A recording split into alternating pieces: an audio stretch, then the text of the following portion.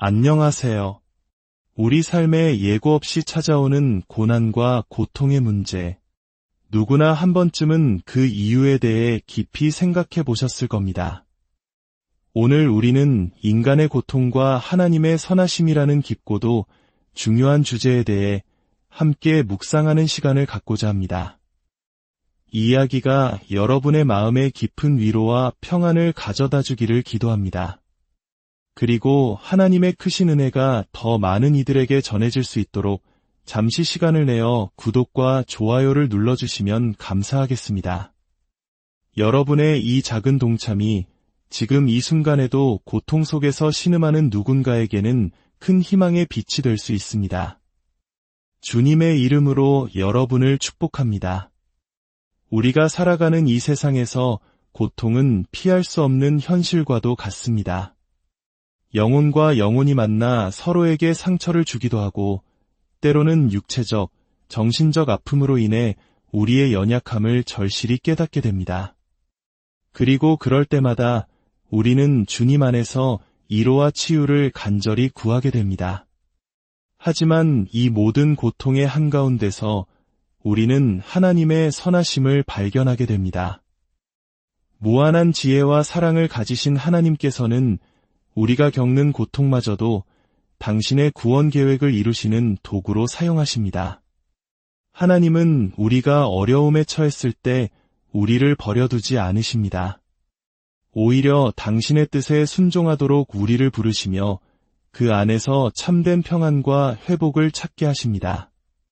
하나님의 선하심은 고통이 없음을 의미하는 것이 아닙니다. 오히려 우리의 시련을 영적 성장의 기회로 바꾸시는 그분의 변함없는 임재를 의미합니다. 오늘 이야기의 마지막에는 우리의 목소리를 하나로 모아 기도하는 시간을 갖겠습니다. 우리의 육신과 영혼의 모든 질병을 치유해 주시도록 하나님께 간구할 것입니다. 기도를 통해 우리는 하나님의 은혜와 자비에 닿을 수 있으며 고통받는 모든 이들에게 위로와 희망을 전할 수 있음을 믿습니다. 부디 이곳을 떠나실 때는 오셨을 때보다 한결 가벼워진 마음으로 돌아가시기를 소망합니다. 하나님의 축복이 여러분과 함께하기를 빕니다. 인간의 고통에 대하여 먼저 이야기해 보겠습니다. 고통의 가능성은 영혼들이 서로 만날 수 있는 세상의 존재 자체에 내재되어 있습니다. 영혼이 비뚤어지면 그들은 이 가능성을 이용해 서로에게 상처를 입힙니다. 생각해 보십시오. 고문, 채찍, 감옥, 노예제도, 그리고 온갖 무기들을 발명한 것은 하나님이 아니라 바로 인간이었습니다. 인간의 탐욕과 어리석음이 낳은 가난과 과도한 노동 역시 자연의 왜곡이 아닌 인간 사회의 산물입니다. 설령 모든 고통이 인간에 의해 야기된다 하더라도 우리는 여전히 묻고 싶을 것입니다. 왜 하나님께서는 악한 자들이 다른 이들에게 가하는 그 끔찍한 고통을 그저 지켜만 보시는가 하고 말입니다. 고통이라는 단어에는 두 가지 의미가 있습니다. 첫째는 특별한 신경 섬유를 통해 전달되는 특정 종류의 감각 그 자체입니다. 환자가 그것을 좋아하든 싫어하든 단순히 아프다고 인식하는 감각 말입니다. 둘째는 육체적이든 정신적이든 당사자를 불쾌하게 만드는 모든 경험을 의미합니다. 피조물에게 있어 최고의 선은 창조주께 자신을 내어드리는 것입니다. 지적으로, 의지적으로, 그리고 감정적으로 피조물이라는 단순한 사실에서 비롯된 관계를 온전히 수행하는 것입니다. 이러한 수능 속에서 행동할 때 피조물은 선하고 행복합니다. 하지만 우리가 너무나 오랫동안 자신의 것이라고 주장해온 그 의지를 포기하는 것은 그 자체로 극심한 고통이 따르는 일입니다. 아이를 교육하는 첫 단계는 아이의 의지를 꺾는 것이라는 옛말이 있습니다. 물론 그 방법들은 종종 잘못되었지만 이러한 필요성 자체를 간과하는 것은 영적인 법칙에 대한 이해를 포기하는 것과 같습니다. 역설적이게도 자기 자신을 죽이는 자기 부정이라는 고통스러운 과정은 우리 삶의 맥락 속에 다른 고통이 존재할 때 오히려 더 수월해집니다. 영국의 위대한 작가 C.S. 루이스는 이렇게 말했습니다. 하나님은 우리의 즐거움 속에서는 속삭이시고 양심을 통해 말씀하시지만 고통 속에서는 소리치신다. 고통은 기먹은 세상을 깨우는 그분의 확성기이다. 복수하려는 자는 죄 지은 자가 그저 고통받기만을 원하지 않습니다. 자신의 손에 의해 고통받고 그 이유를 알기를 원합니다. 악한 자들은 그들의 삶과 가족이 자신들의 필요를 인식하는 데 방해가 된다고 생각합니다. 하나님은 바로 그들의 삶을 덜 평탄하게 만드십니다. 만약 하나님께서 교만한 분이셨다면 이런 조건으로 우리를 결코 받아들이지 않으셨을 것입니다. 하지만 그분은 교만하지 않으십니다.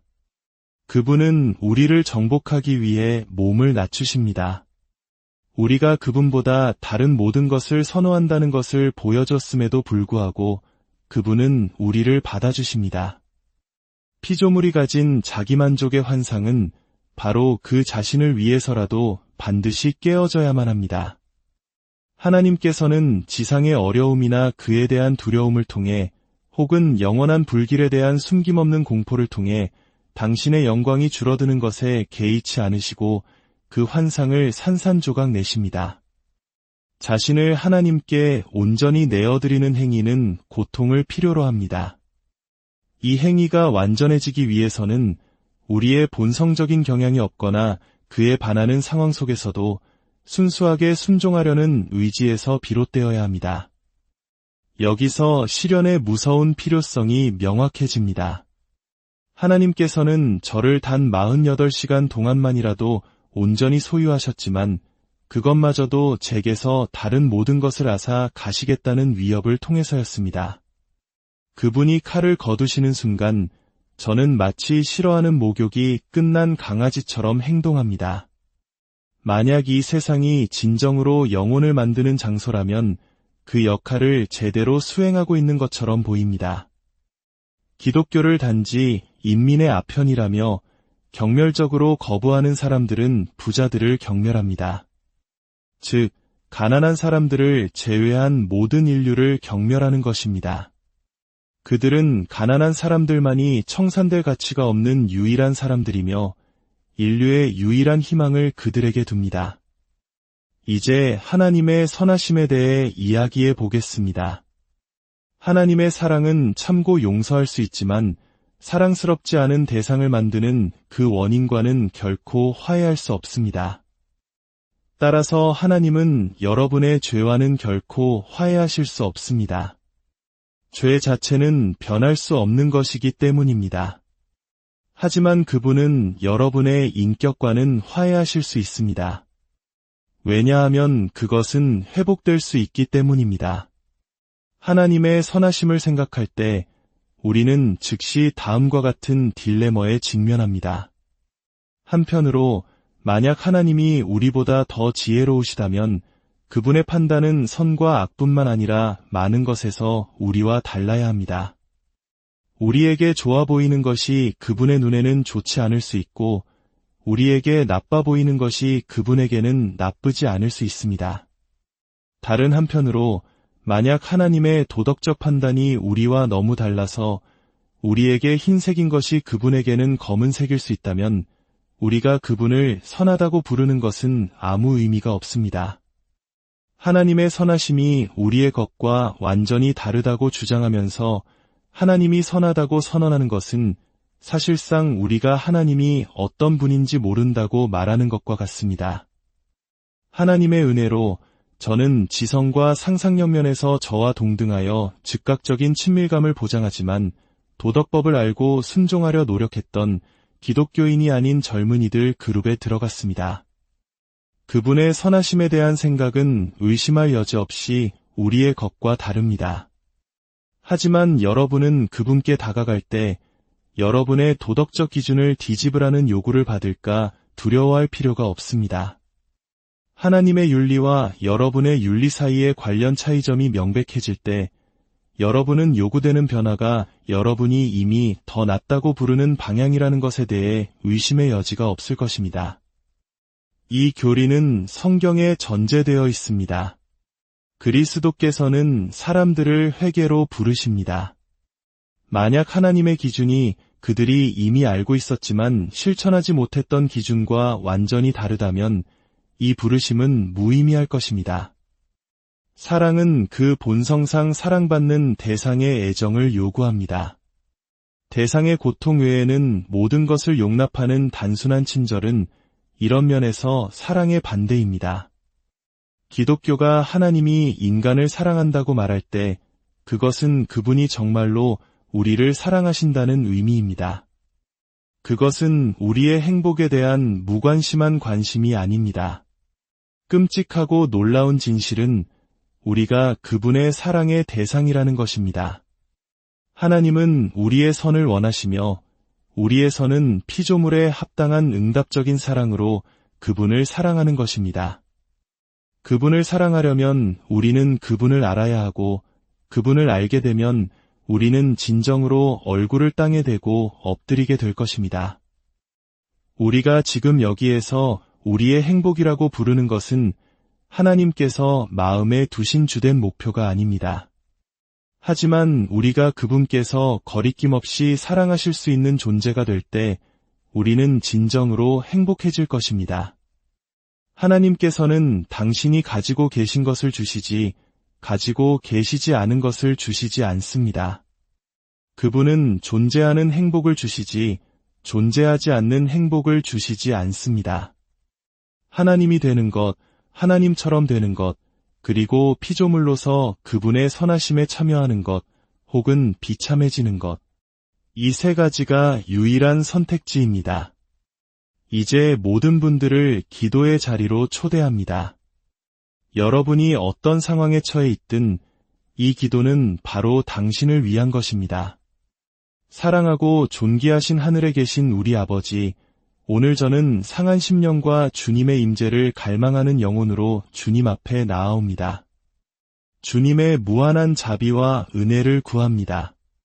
주님은 알파와 오메가이시며 시작과 끝이시고 우리의 모든 질병을 고치시는 위대한 치료자이십니다. 제 삶의 모든 영역에 주님의 거룩한 손길이 임하기를 간절히 부르짖습니다. 주님, 육신의 치유를 위해 기도합니다. 주님의 강한 손을 제 몸 위에 얹으사 모든 질병과 고통과 연약함을 제하여 주옵소서. 모든 세포와 조직과 장기를 회복시켜 주사 제가 온전한 건강과 힘 가운데 살게 하옵소서. 시편 103편 3절에 그가 내 모든 죄악을 사하시며 내 모든 병을 고치시며 라고 기록된 말씀대로 이루어 주옵소서. 또한 정서적인 치유를 위해 부르짖습니다. 제 마음의 상처를 치유하시고 과거의 트라우마와 아픔과 고통에서 저를 자유롭게 하옵소서.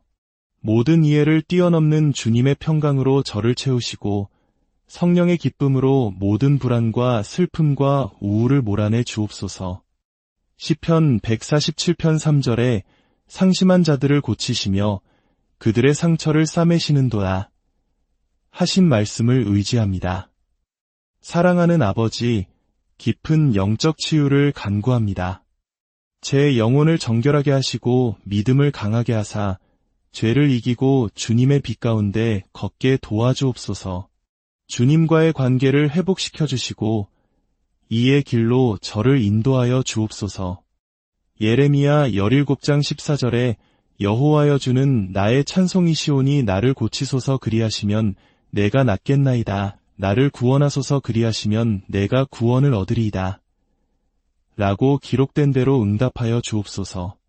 주님, 정신적인 치유를 위해 기도합니다.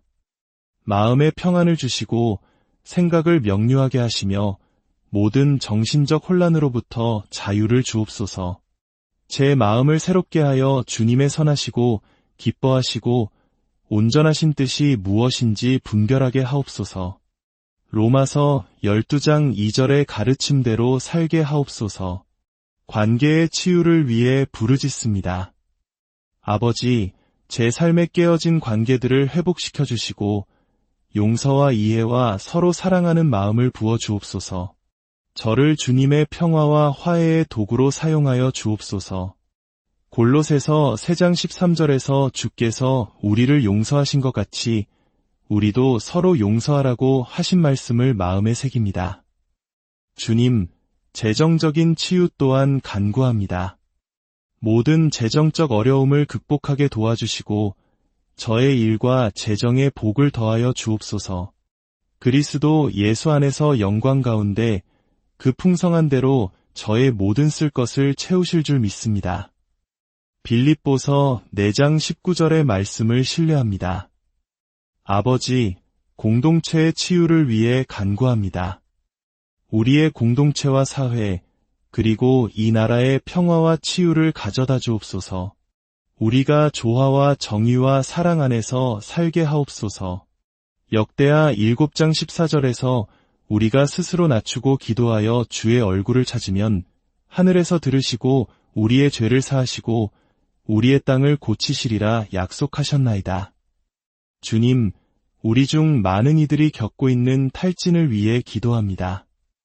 이사야 40장 31절에서 약속하신 대로 우리의 힘을 새롭게 하사 달려가도 곤비하지 아니하며 걸어가도 피곤하지 아니하게 하옵소서.